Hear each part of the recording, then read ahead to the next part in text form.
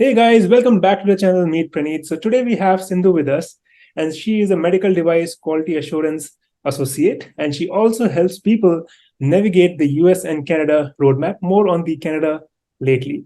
And we are very happy to have her here and discuss what was her journey coming to US and then moving to Canada and how she's helping other people navigate this journey along. So welcome to the channel, and the stage is all yours. Hi, Praneeth. We've been talking about this for a long time. I've been following your amazing work that you've been doing. Thank you so much for all that you do, and I'm very excited to be here today.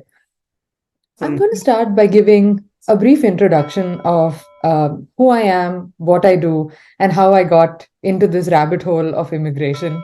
awesome. So, I came to the US, like a lot of us do, as an international student in the life sciences. I came there for my master's in molecular and cell biology. Wow. After that, I started looking for a job. And as you know, in the life sciences industry, it's not nearly as friendly to immigrants as the tech industry is. And I realized that as I went in, that finding sponsorship was just really, really difficult. You have to constantly advocate for yourself. You constantly end up in jobs where the sponsorship word just leads you into all sorts of places where it's dead ends after dead ends. And in my case, particularly, I was quite unlucky. Starting from the EAD days of OPT, I Right. ran into a lot of problems. My EAD was delayed. I never ever got an H-1b, Oh, actually. wow. I kept applying and I kept applying, and I just never got an H-1b. Never got picked up in the lottery. Oh, Never. wow. I eventually just ran out of OPT and I stopped working in 2018. So Right. at this point, I was also married. Right. So we decided that, okay, we'll wait for a Mm. while my husband, he had finished his PhD and he had just started working. Mm. So we figured that, okay, we may try for EB1 Mm. and see where that goes. Right. But unfortunately, around 2018, if you remember, Right. EB1 was also backlogged. Yes. Yes, you're right. So 2018 went into 2019, then came the pandemic. Right. So everything put together, EB1 was just not happening Right. because also after you start working Mm. after your PhD, you do have to have a little bit of experience Right. to kind of back you up and Yeah. all that before you make a successful EB1 case. Right. During this time, one of my friends lost his job and went through that whole hell of 60 Layoff. days on H-1b, and Right. he moved to Canada. Mm-hmm. He was somebody who wanted to move to Canada anyway, Oh, but this whole thing just exacerbated that right. timeline. Right. And I got to know about the Canadian process through his rather unfortunate experience. Right. And then I started thinking about it because increasingly through Mm. my unemployment, I had gotten into this rabbit hole. I'm just instinctively the Right. sort of person that likes to ask, why is this happening? True. Right? Like, why am I out of work? Why does this work this way? Why is the H-1b a lottery? So I Right. got really into that Yeah. immigration system sort of questioning. Right. And then we started looking into Canada. We applied, unfortunately, in March of 2020. Talk about Right. bad timing. We did not get a response until the end of 2021. We waited From Canada. from Canada. Okay. Right. It was a long time, it was a long wait. It's And almost by the time, right. yeah, almost 18 months, 1.5 years. Yeah. This was a program. I went through Express Entry, Mm-hmm. the Federal Skilled Worker Program, that's its real name. Right. Express Entry is kind of like the online system that Right. administers three programs, but we'll get into that a little bit Yes. later. Yeah. And eventually we decided to move to Canada. I had had enough of the US at that point. Right. And that's how we ended up in Canada. Wow. So, But that's my story. Professionally, what I was doing, like you said, I mhm. was in medical device quality assurance. Right. For people who don't know, Right. for medical devices to get accepted by the FDA, there's this whole infrastructure that has to be developed of processes, of procedures, of documentation. There's this whole foundation that has to be developed, and that's essentially my job. It was, and it still is.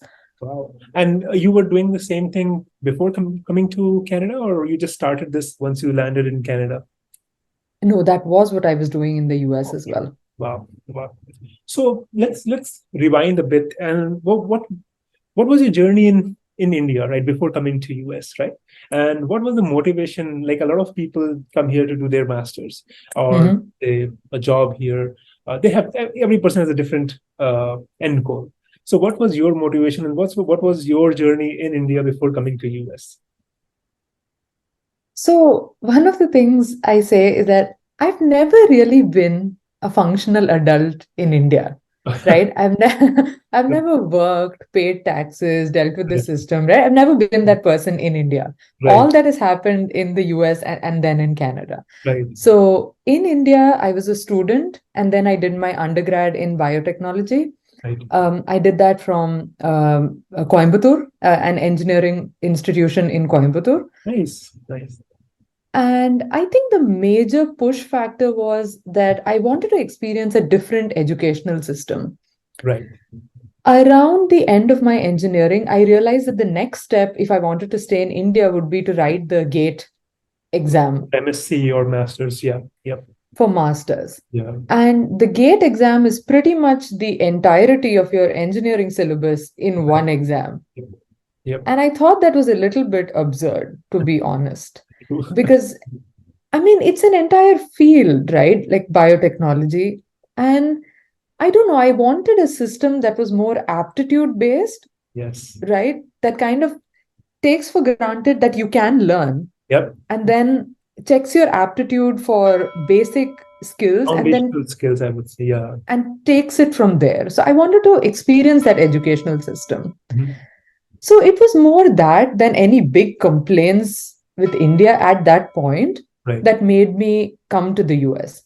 Mhm. And I have to say, my decision to come to the US I didn't necessarily pick the US. I also considered Singapore and a Right. few other places before Right. I came to the US. I think with the US, there's this false familiarity, Mhm. that plays in. Yeah, A yeah, lot of us have relatives there. We yes, know yes. seniors who've gone there. You just hear about it enough It's growing up in the more, 90s. yeah, it's more talked about than the other countries. Yes. Yeah, it just occupies your imagination so Yeah. much. You feel like you know it. You feel like you can make it. Yes. There's this false sense of familiarity. I can confidently state that my decision of coming to the US was not at all data driven, Right. right? So Singapore did not work out. They wanted me to do a PhD directly, Okay. and Great. uh, I was not confident of doing a PhD at that point. Right. So then the US became my next choice. So that's kind of how I ended up in the US. And so, which university you picked here in US for your masters? I went to the University of Texas at Dallas Oh, for nice. my master's in the life sciences. It is not an obvious choice. And in hindsight, you operate with very little information, right? Mhm. In hindsight, that was not a great choice because there's not much of life sciences industry in Texas, Yeah, yeah. right? Like when compared to Boston or the West Coast, yeah, true, Yeah. But the advantage that Texas had is that it had very low cost of living, true. Yeah, right? Like my rent was next to nothing. yeah. Cost of living was very minimal. So from that standpoint, Texas made sense. Yep. But would I have done that, with With a, the a couple of years in, right, with the knowledge that I had a couple of years in? Probably not. right, right. No, I interestingly, I also got an admit from University of Texas, El Paso, for bioinformatics. Oh, And I then see. one of my very close friends, he was already in IU, Indiana University, Indianapolis. So it was basically works in collaboration with the Purdue University as well. So Indiana basically looks at the sciences, biosciences, and the Purdue takes care of all the engineering courses. So he said, I "Well, when see. we come here, we'll stay together." Like, okay. So that was my decision, and I think it worked out really well because again, Midwest was cheap to live in. Yeah. Rent was really now the things have gone or escalated pretty much everywhere, but at that time in 2012 and 2013 it was not like that. So that's awesome. And you mentioned Coimbatore, so I was in Vellore, so I studied in Were Vellore. you? Yeah. I Yes. know Vellore really well. A Oh, lot wow. of people, after finishing Coimbatore, they go to VIT, Yeah. like for their MSc and Yeah. your MTech and things like Right. that. Yeah, I've been there. Oh, wow. Awesome. So yeah, I was there for my bachelor's. Great, great town, really hot, but apart from that, great place to study. Like VIT is an amazing institution. Perfect. So after so when you opted for your master's, I'm assuming it's a 2-year course that you did here It in Delhi. is. Perfect. And it was in molecular and cell biology. So were you also looking for like scientist positions, for example, as a wet lab scientist, or were you always inclined towards a quality assurance field? Not at all. So initially, I did start looking for wet lab positions. Right. I Right. went through the exact same rigmarole everybody goes through, right? Apply for hundreds of positions, Yeah. think that something is uniquely messed up with my resume. It has to be me. Right. My resume is written in a way no one can read, right? Right. It There's happens. something horribly wrong. Yeah. I didn't get any responses for my internship, for my, for work. Mhm. And around this time, I was also starting to get a little bit disenchanted with academic science. Mhm. Um, it just didn't seem as replicable as I wanted it to be. It Right. just seemed very wishy-washy to me, Yeah. right? Yeah. So multiple factors aligned together, Yeah. and I thought maybe I should try the industry. Mm. Then I applied for industry jobs and then again did not get responses. Right. Then somebody mentioned to me that they knew of an organization that could teach me the basics of quality assurance, and Oh, then they would, find out positions that they could refer right. me to, Okay. and then you could make that Okay. slight switch into quality assurance. Right. So then that's what I ended up doing because I did not want to be in academic Right. sort of research anymore. Right. So I have to say, it was serendipitous that I ended up in this. I wanted to be in the industry and not in academia. It's also academia pays next to nothing, right? For wet lab. I was True. like, wow, what is this? So all of those factors put together, Right. somebody told me once, they worded it very beautifully. It's like, with your career, you either end up in something you're very good at, or you get very good at in what you end up. So Yeah. True. for True. me, for me, Yeah. it's definitely the second. I Right. feel like I'm trying to get good at where I ended up. Right. No, I think, for example, in my case, my bioinformatics was never my choice, to be very I honest, see. in terms of bachelor's. So I was always looking forward to doing a computer science bachelor's and then probably a master's followed by it. But, like in India, the examinations are all like, there's a lot of pressure on you, like to secure a rank, to get into these hyped niches, I would say. So for Yeah. me, what happened, like rank wise, I got bioinformatics and VIT. It was like, and then this AI rank was also not that great that I could get into a good college. So I was like, okay, let's take it. And that's how I got into bioinformatics. So you can see, like sometimes you end up places where you are doing good, but you never thought that Yeah. you do that, right? Yeah. That's So very true. yeah, so I think I completely agree with you that sometimes what you think is not the best, but until you end up in something else where you really make a mark. So yeah. Absolutely. So in terms of, like you mentioned that you never applied for H1, like you applied for H1b, but it never got picked up. And then you had, because your OPT must have ended, so you had to go out of work. So how was that journey? Like, were you still looking for options in terms of if someone can sponsor my H1, or were you like, okay, well, let's only focus on Canada once you got to know about it? So by the time I came to 2018, I have to tell you, just really exhausted. Right. I had just fought this battle for so long. Yeah. I had done the whole EAD issue. Right. My EAD was delayed and The it was OPT. substantially delayed, OPT Oh, EAD. okay. Interesting. And when my EAD came through, it comes with the original OPT start date. That's not the case anymore. So Okay. they've changed it. So Changed when it. the OPT gets delayed, they shift the New OPT date. start date. But back in the day, when the OPT was delayed, it used to come with the original start date. Oh, so that's Yeah, basically it lost was, time. Right. yeah, you lose time. Yeah. And then there was an issue where I didn't have a job. So I started volunteering in my university. Mm-hmm. The university had brought out a rule against volunteering, but I was so new to Right. immigration at that time, I didn't understand whether it was a university rule or an immigration rule, Ah, right. right? So it was a lot of stress. Mm-hmm. Ultimately, I found out it was a university rule, but the department was willing to go against it because they really needed help. Right. So I worked on it. I created a lot of documentation to, substantiate that yes, I did in fact work Right. and all of that. Mm-hmm. Then I started my actual career. Mm-hmm. After that, there was a challenge in the Obama administration to OPT itself. Yeah. Um, True. True. True. True. I'm sure you remember that Yeah. as well. Exactly. And this was during the time that I had applied for STEM extension, This is like and 2015, 2016 transition, right? something like that. Yeah. Yeah. Yeah. Yeah, it was I forget their name. It was that organization that is always trying to get rid of OPT and Yeah. STEM Yeah. extension. Yeah. Yeah. I I remember. can't remember their name, but anyway, they filed a court challenge. Right. And at that time, it wasn't even clear to me if I would get STEM extension. Right. It was that stressful. Yep. So that happened. And then, of course, Obama made OPT and STEM extension 3 years. So we did benefit in that. Yep. Then came the H-1b. First time didn't happen. Second time didn't happen. All of that stuff. Right. So by the time 2018 rolled around, I was just ready to take a break from all this. And it's like, okay, whatever, we will try for EB1. Mm-hmm. I started volunteering with the organization in India, Right. with to keep in touch with the field more than anything else and to help out. By then, the US immigration system, I realized, did not align with my values.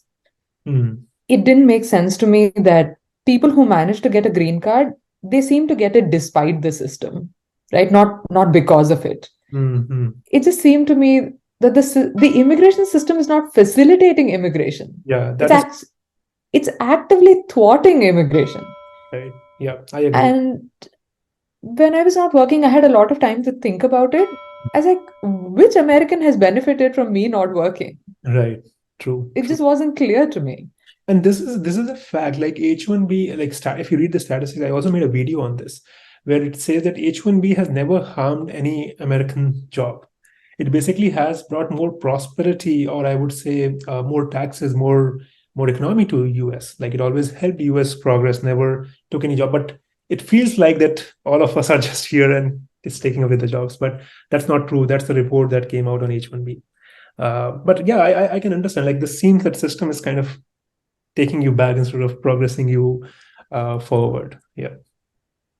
At that time, I remember telling my husband that I feel like I'm fighting so hard to stay in a country that I'm increasingly growing Mhm. disenchanted with. Not the country, the system. The system. Not the country. I have absolutely nothing Yeah. against Americans. Most Americans are very pro skilled immigration. Yes. There's no problem there. Right. Not the country, the US immigration system, right? Yeah. And like I said, by then I was starting to understand the Canadian system quite a bit. My friend had moved over. I was having a lot of conversations. Mhm. And I started to realize Canada has a much more inclusive approach. So, just as Yeah. an example, all spouses of all visa holders Mhm. get the equivalent of an EAD.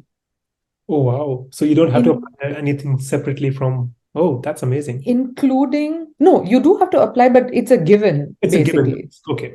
So even international students' spouses are able to work. Wow. So you don't have to think about that. Well, you can't work until you're on H1 with your I-140 approved and stuff. Oh, Yeah. yeah. And just increasingly, I wanted to be in a system that actually wanted immigrants, True. True. So I decided to stop fighting. I was like, okay, if EB1 materializes, we'll work hard and get that done. If not, we'll just leave. Right. And like when you made that decision, were there anything that was keeping you, well, okay, let's try one more time for years? Because I have seen friends where some of them they still want to come back here, but it's just the system is not allowing it because of all the H-1b lottery and all that, which is a very tedious job to get into. But they still have that some spark that, well, if some let's say some 5 years down the line, once they become a Canadian citizen, well, they can come back on TN visa or some other kind of visa. So is that spark still there in you or your family, where you think, okay, well, at some point of time we may try for US, or it's all gone? No, Wait. I just think for me, Right. I ended up in so many edge cases of the US immigration system. Yes. It's unfortunate, but there came a time, believe it or not, where every single one of my friends had H-1b except me. Wow. You know, Yeah, definitely. and when I moved from F1 to F2, I got an RFE on my F2 application. I was just, this is just unbelievable, right? An F2 holder can do nothing but breathe.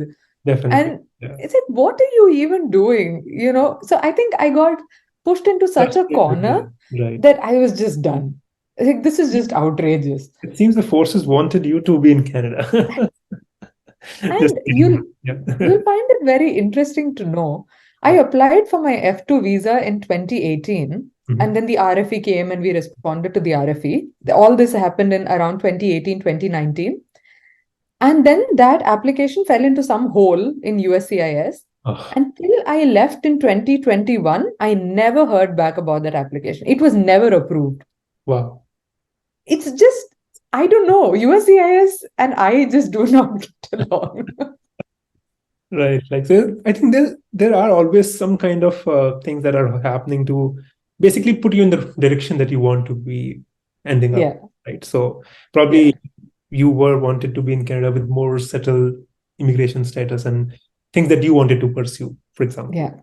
So, but how's it, like, let's like talking about Canada, I see that the process is seamless. It's more an online application where you apply and you have to make certain points, right, in terms of how much score you have. And so can you explain a little bit about the process so that people who are listening to it and may want to get into the Canada immigration, what is the process that they have to go through? What are the things they should look out for, generally speaking?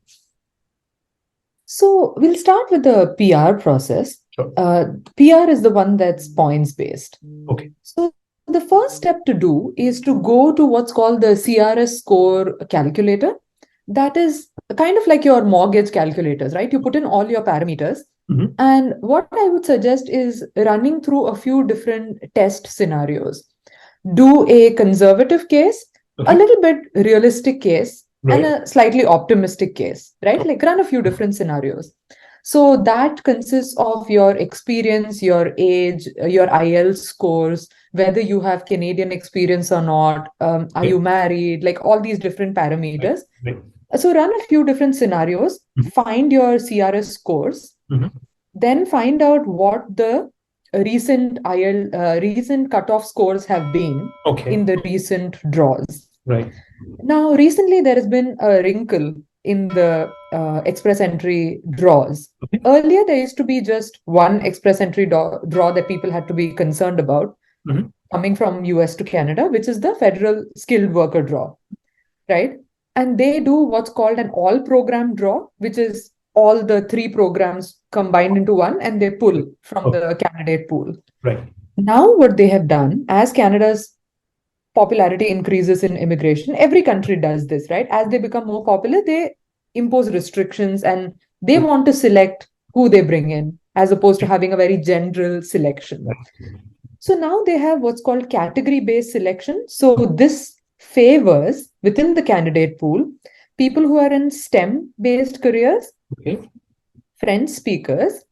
So these are all separate categories. STEM-based speaker or a STEM graduate. STEM-based, agri workers, trades people, right? And there's one more that I'm missing. Healthcare workers. So these are the five, little branches. And these five pulls, they will only do for people who are in those occupations. Okay. And then there in that pool also, there will be a cutoff. Yes. They have to at least have this much score to be selected in that pool. Correct. So keep an eye on any of these sub draws that are relevant to you. So if you're a STEM worker, keep an eye on the STEM draw. So you'll be eligible for the STEM draw and the all-purpose, like all program draw. Right. So keep an eye on those scores, and with respect to that, see what your score is, Right. and see if you can do anything to improve your scores, like get a higher IELTS score What or try to get a each sort job of- offer, Right. that kind of thing. And let's say if someone is from a non-STEM degree, right? So in that case, their chances is automatically reduced, right? Because the system will favor someone who is coming from STEM or the other fields that you just described. But is there, Yes. for example, are there any things that they can do? For example, apart from the IELTS score, anything else that they can add, like some certifications or things that would basically put their profile in more pool-picked bucket, I would say, or something like that, where their chances increase probably. So it has come to a point that if you are not in any of these 5 buckets, Right. you should consider coming to Canada on a visa and getting Canadian experience. Okay. Okay. Canadian experience counts for a lot Okay. in the PR process, because obviously you've proven that you can come here, work a job here, Yeah. integrate into the system, all of that. So I would highly suggest, and I did write a post on this as well, that the days of waiting for the CRS score to fall in the all program draw are over. So Okay. if you are not in one of these 5 preference-based categories, if you're in the general category, you should definitely consider moving over here on a work visa, gathering work experience, and then applying. And how difficult is it to get a work visa? For example, let's say here, H-1b, everyone knows it's a hazard in its own way. But is it the same way in Canada, or is it more streamlined, score-based system in work visa? But the good news is Canadian work visas are not capped. Okay, perfect. There is no cap on work visas in Canada. Having said that, same thing applies to sponsoring a work visa. No organization will sponsor a work visa if they can get away with not sponsoring a work visa, right? It's added expense, added uncertainty. They have to do labor certification here as well, although it's a much more streamlined process. They do have to do labor certification here and provide evidence that somebody in Canada cannot do that job, that kind of thing. So they are unlikely to apply for a visa if, or work permit, as they call it here, sponsor a work permit unless you have very specialized skills. Okay. Right.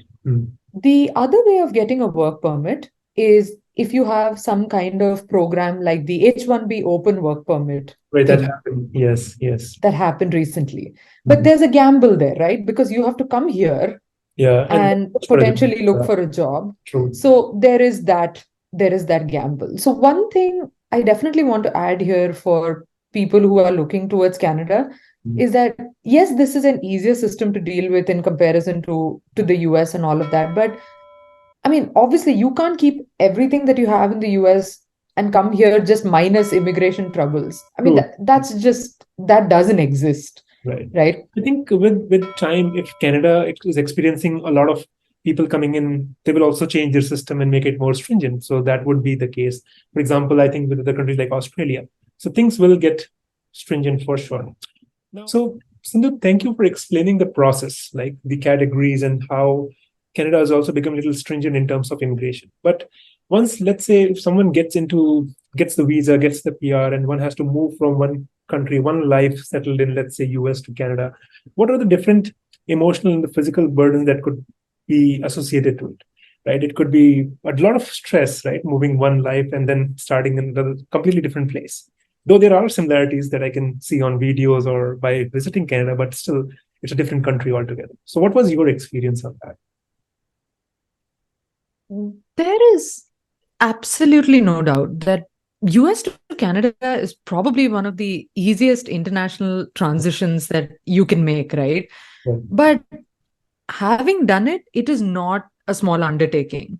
Yeah. And, I have a lot of sympathy for people who are intimidated by this transition and are just saying that, okay, you know what, I don't want to deal with that again. I've done it once, moving from India to the US or wherever. Right. Uprooting and starting, it's almost hurtful, because you've built a life, you've built it. gradually over time, and then you have to build it from scratch, Mhm. and you have much lesser time to do it, right? You True. can't take 10 years to do it all over again. Exactly. I tell you, a very interesting thing for me when I moved here, Mhm. I found it very hurtful that I didn't have credit history. Ah, right. You Yeah. know, Yeah. it's like you go and ask for a credit card for, say, $15,000, and they're like, no, like, we don't know who you are. For Right. all you know, you could be a bum, Yeah. right? Yeah. And I felt very hurtful. All those years of paying the Right. credit card off on time, being financially responsible, amounted to nothing. Right. And I will tell you, it is 100% worth it to make that transition to come over here and lead a life free of immigration problems. Mhm. But I would budget 6 to 8 months Right. easily to Right. find your feet, Right. right? You Yeah. have to still understand the system here. Yep. Canada is very conservative Mhm. in the financial system. Oh, okay. Interesting. Very conservative. They don't just give you a credit card, they don't just give you Not like loans. just go and apply for a credit card and immediately get it. Okay. They usually start you off with a real baby limit. At Oh, least that's been my experience. right. Um, the US is a lot more liberal in that Liberal. sense with the financial systems. It's also a bigger financial market, right? That's one of the reasons. Makes sense. Canada is much more conservative financially. You'll have to get used to the banking system. You'll have to get used to the insurance system, the health system. Like all of it is quite different. There's a lot of active learning to do, Right. right? Um, all of that does take time. Mhm. And emotionally, you feel a little bit lost Right. because of that border Yeah. between you and everything you knew, Yeah. Everything right? you used to do and then redoing it again. Yeah. Yeah. And I remember we drove over the border because we were Oh, in Illinois, right? So we just drove into Canada. That was the easiest thing to do to bring all our belongings. yep. And I remember feeling, because I'm still obviously an Indian passport holder and I would need a visa to go back to the country I'd lived in for 9 years, Yep. it just felt like once I crossed the border, the US had changed the locks. It Something just of cross sign now. Right. it is emotionally difficult. Yes. Like for example, if you have friends and all, then it becomes really difficult to move ahead and then probably start from the beginning, like as you were explaining. Yeah. Anyways, like Again, 100% worth it, the, but not the goal easy. is there. So in Yeah. terms of like let's say once you move to Canada, right? Every country has its own pros and cons, right? So what are the pros and cons from your perspective that Canada has? Like I'm pretty sure there are a lot of pros, but I'm pretty sure there would be some cons that one has to be aware about. So what are those from your perspective? I'm going to start with the disadvantages. Sure. So the disadvantages, honestly, I don't think I have anything particularly new to add there. People are pretty aware. Right. Salaries are lower Okay. from the American perspective. Right. But the new thing that I do have to add here is that I think once you've decided to quit the US, you should not compare your salaries to the US. Right. You Right. should compare it to back home, wherever home is, Yeah. right? Because that's what your options are. Exactly. Unless you're planning to stay in the US forever on the backlog, Yeah. which I highly do not recommend. And True. we'll come to that later. Mhm. So salaries are lower for Yep. sure. Mhm. Housing is very, very expensive if you're going to live in Ontario or British Columbia Okay. in particular. The thing with Canada is, let's say 100 immigrants come to the US, Mhm. right? They go at least 10 different places. True. But Yeah. in Canada, if 100 immigrants come in, they go at most to 4 different places, right? They go to uh, increasingly Ontario, British Columbia, they go a little bit to Alberta, Okay. right? Because Alberta still has at least somewhat affordable housing, and some go to Montreal. But the problem with Quebec is the language, right? You have to know French. Yeah. Yeah. So that's the problem. There's just not that many places to go to. Right. Right. A third problem is healthcare. universal healthcare is It a seems pretty like, remarkable thing yeah, to witness, yeah. but Canada is under a lot of pressure Mm, since COVID. okay. Um, there were cracks in the system before COVID as well, but the exodus from healthcare has not helped.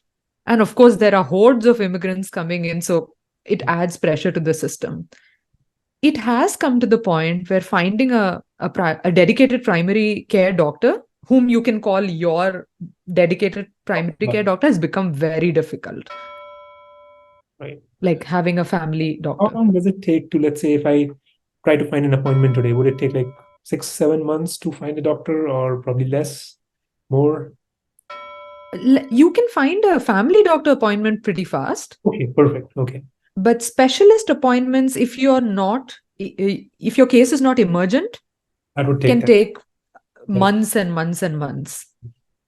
Yeah. Mm, But what I'm specifically talking about is assigning your case, having a family doctor accept you as one of their patients. right, right. That is a real problem. Mm, We have a big shortage of family care physicians mm, in Canada.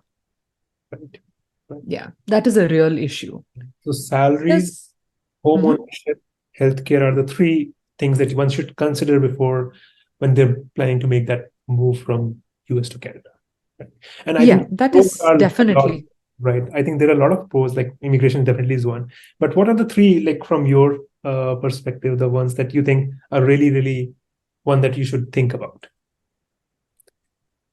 Um, Cost of living, because of the low salaries and the high housing, Right, cost of living is definitely something to consider if you are, if your financial situation is sensitive or right, if you have a lot of responsibilities financially, that is something to consider. If home ownership is very important to you, just either from your investment perspective or just generally somebody doesn't like renting, if you come here, remember you start from zero credit history. yeah. So even if you're absolutely made of money, you need at least 1 year to build credit history before you buy a house, You can right? take mortgage. So your home ownership goals are going to get pushed out. So there is that. So those are the two things I would consider. The one thing I want to add that you, in my opinion, should not consider if you're a visa holder is taxes. Don't Right. worry about taxes. Okay. Yes, Canadian taxes are high, but in the US, you're paying a lower amount but getting nothing back Right. for years. That's true. Yeah. I don't think you should worry about taxes too much because Canadian taxes may be high, but Canadian taxes are US taxes plus 80% of your health premiums, plus social security benefits, plus compassionate care benefits. So I think it Yeah. kind of plus maternity benefits. So I think or maternity and paternity benefits. I think it kind of is not something visa holders should worry about too much. Right. And in terms of pros, like for example, safety wise, quality of life, or I would say whatever you think are the top three pros. Let's think about, like, talk about that. You know, have you ever met those people who immigrated to the US in the late 90s, early 2000s, Only few times. I've never find these people. They immigrated when the US wanted people. Yes, yes. I feel Right. like Canada is today where the US was in the early 2000s. They actually want people. Yeah. And you can feel that, Yeah. at least in Ontario Yeah. and British Columbia and places that haven't caught on to the anti-immigrant, Immigrants are- bandwagon. right. Um, People in Alberta may have a different experience. I don't know because Alberta has some of that anti-immigrant kind of Trumpy sentiment. But uh, Canada is today so incredibly welcoming. And if you think the US is diverse, Toronto and Vancouver will absolutely blow your mind Wow. because one out of every five people, one out of every four people is foreign born Right. Oh, wow. in Toronto. Amazing. Yeah. And I was in the city yesterday. and you walk the street Yeah. and you hear 4 or 5 different languages spoken just on your walk from the subway to the restaurant. Right. You know, Instagram, I saw there was some India Day happening in Toronto, and that was fantastic. So yeah, that is, I think that is definitely a very good pro to look for if you want community, if you want people who speak the same language, or basically who you want to be friends with when you went to go to a new country. That is definitely there. Yep. yeah, Yeah. absolutely. And, you know, maybe the second point, the next few points I'm going to make are a little wishy-washy, probably maybe to somebody who doesn't care about these things as much. Right. But in my opinion, when you experience injustice, like the country caps and that kind of thing, there is a certain moral injury when Mhm. you experience that kind of injustice, right? When you see somebody who came after you get a Right. green card, sponsor their parents, Right. and just move on in life while you're still waiting, there is a certain injury to that, right? And living in a country where even when you're on a visa or a student visa, you get to share in that pie that you helped create. I think that's a beautiful thing. True. True. You know, I think that's worth it. True.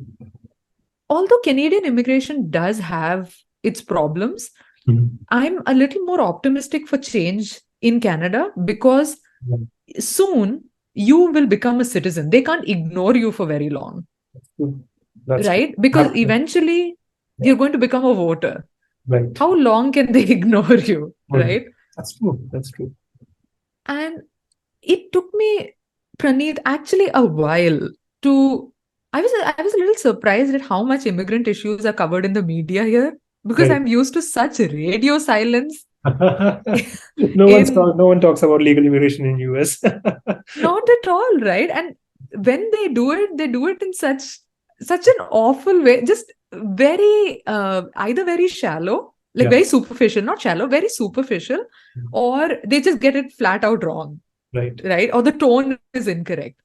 Here, a lot of immigrant issues are covered, I think, appropriately because there's a lot of immigrants in media. That's true. Mm. So So I they care find, about it. yeah, Yeah, having that voice I think is incredibly important. And I think these are all the pros of living in Canada, in addition to yeah, having healthcare, having your immigration not being controlled by your employer. right. True. You are in charge of your visa, you are in charge of your PR. Once you come here on a visa, you decide when you want to file your PR, And not your employer. you can change jobs as you want. Like it's not stick to your employer. So it's like, for example, H-1b is stick to your employer. So the work visa in Canada is not associated with any employer. You can change jobs as you want. No, that's not the case. Oh, okay.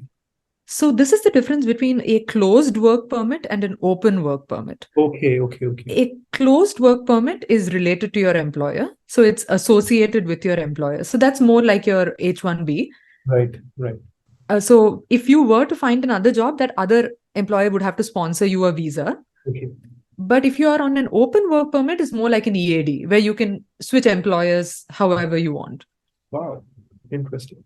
And I think last two points that I want, and I think this has been an amazing discussion.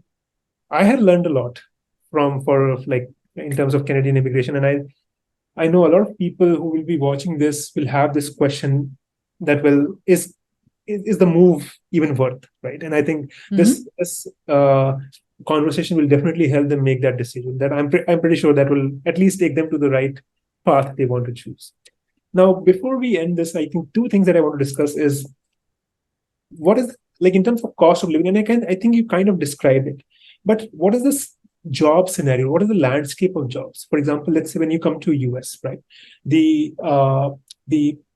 computer science, or let's say the tech space is growing. Is it still growing? And I think there are a lot of jobs, even though there are layoffs, but people find jobs quickly. So what is the situation in Canada in terms of, let's say, tech space or science space?